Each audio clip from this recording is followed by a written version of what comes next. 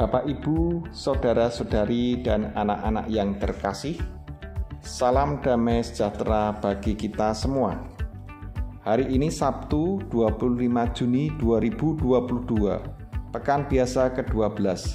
Kita akan membaca, mendengarkan, dan merenungkan sabda Tuhan dari Injil Lukas bab 2 ayat 41 sampai dengan 51. Bersama dengan saya, Markus Sulinggo Bayu Nusantoro, dari Paroki Santo Stefanus, Surabaya.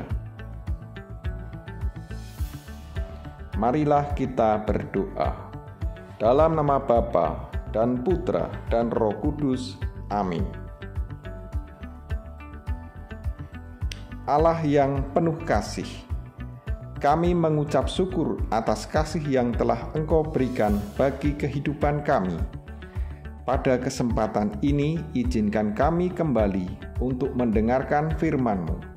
Semoga firman-Mu dapat menjadi penerang dalam kehidupan kami. Amin. Tuhan beserta kita, sekarang dan selama-lamanya. Inilah Injil Yesus Kristus menurut Santo Lukas. Dimuliakanlah Tuhan. Tiap-tiap tahun, pada hari raya Paskah, orang tua Yesus pergi ke Yerusalem. Ketika Yesus telah berumur 12 tahun, pergilah mereka ke Yerusalem seperti yang lazim pada hari raya itu.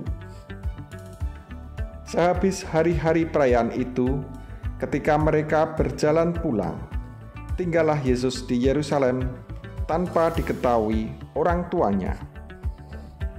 Karena mereka menyangka bahwa ia ada di antara orang-orang seperjalanan mereka. Berjalanlah mereka sehari perjalanan jauhnya, lalu mencari dia di antara kaum keluarga dan kenalan mereka. Karena mereka tidak menemukan dia, kembalilah mereka ke Yerusalem sambil terus mencari dia. Sesudah 3 hari mereka menemukan dia dalam bait Allah. Ia sedang duduk di tengah-tengah alim ulama, sambil mendengarkan mereka dan mengajukan pertanyaan-pertanyaan kepada mereka. Dan semua orang yang mendengarkan dia sangat heran akan kecerdasannya dan segala jawab yang diberikannya. Dan ketika orang tuanya melihat dia, tercenganglah mereka. Lalu kata ibunya kepadanya, "Nak, mengapakah engkau berbuat demikian terhadap kami? Bapamu dan aku dengan cemas mencari engkau." Jawabnya kepada mereka, "Mengapa kamu mencari aku? Tidakkah kamu tahu bahwa aku harus berada di dalam rumah Bapakku?" Tetapi mereka tidak mengerti apa yang dikatakannya kepada mereka. Lalu ia pulang bersama-sama mereka ke Nazaret, dan ia tetap hidup dalam asuhan mereka. Dan ibunya menyimpan semua perkara itu di dalam hatinya. Demikianlah Injil Tuhan. Terpujilah Kristus. Bapak, Ibu, dan saudara-saudari yang terkasih, salam damai Kristus dan berkah dalam. Apa kabar hari ini? Semoga keluarga kita senantiasa diberi kesehatan dan berkat yang melimpah dari Tuhan.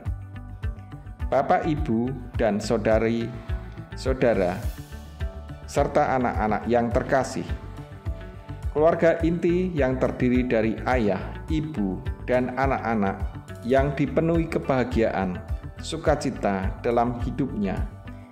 Ini pertanda bahwa Tuhan sungguh hadir dan meraja dalam keluarga tersebut. Orang tua butuh suatu keberanian dan perjuangan yang berdarah-darah untuk mendidik anak-anak mereka dengan benar. Sekali lagi, mendidik mereka dengan benar, bukan sekedar mendidik dengan baik. Karena dengan mendidik dengan benar, pastinya kelak akan berbuah pada kebaikan untuk anak tersebut. Ada pepatah mengatakan, Kebenaran pasti akan berbuah pada kebaikan, tetapi kebaikan belum tentu berbuah pada kebenaran. Bapak, Ibu, dan saudara-saudara yang terkasih, dalam bacaan Injil hari ini, kita menemukan gambaran tanggung jawab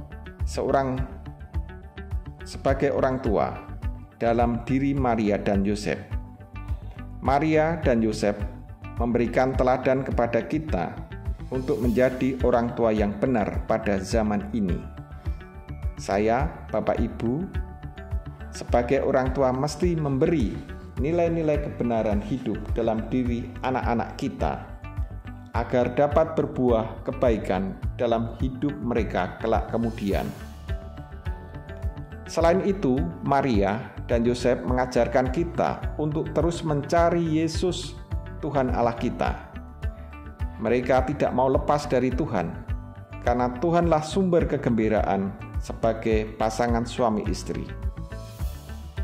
Bapak, Ibu, dan saudara-saudari yang terkasih, lalu bagaimana dengan sikap kita? Apakah saya, Bapak, Ibu, sebagai orang tua, sudah memberikan nilai-nilai kebenaran dalam hidup anak-anak kita? Apakah saya, Bapak Ibu, sebagai orang tua, mau menemukan Tuhan Yesus sebagai sumber kebahagiaan dalam hidup rumah tangga kita masing-masing? Bapak, Ibu, dan saudara-saudara yang terkasih, Tuhan Yesus itu ada di jalan kebenaran, dan kita bisa bertemu dengan Tuhan apabila kita hidup dalam kebenaran. Marilah kita berdoa. Tuhan Yesus, nyatakanlah kiranya kerajaan-Mu dalam hidup kami, agar kami semakin memahami rahasia cinta-Mu yang tiada batas, untuk mewujud nyatakan kerajaan Allah dalam keluarga dan lingkungan masyarakat kami. Demi Kristus Tuhan dan pengantara kami. Amin. Semoga segala aktivitas kita, keluarga, orang-orang yang kita cintai, dan semua orang yang kita jumpai pada hari ini senantiasa diberkati oleh Tuhan dalam nama Bapa dan Putra dan Roh Kudus. Amin.